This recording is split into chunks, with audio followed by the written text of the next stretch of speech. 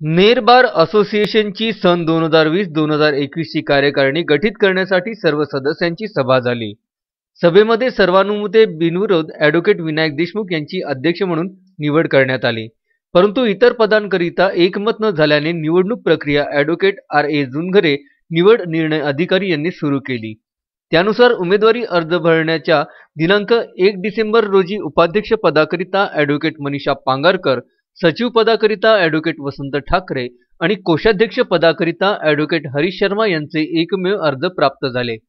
त्यांच्या विरोधात कोणत्याही सदस्यांनी अर्ज न भरल्यामुळे वरील पदाधिकाऱ्यांची बिनविरोध निवड करण्यात आली। या निवडणुकीसाठी advocate Dilip Deshmukh, advocate Radheshyamji Agarwal, advocate Baburao Chaudhari, advocate Purushottam Nahale, advocate S.U. Shah यांनी अथक परिश्रम घेतले। राष्ट्रवादी काँग्रेस पार्टीच्या जिल्हा अध्यक्ष या नात्याने, लीगल सेलचा जिल्हा अध्यक्ष नात्याने मी यांना शुभेच्छा देतो।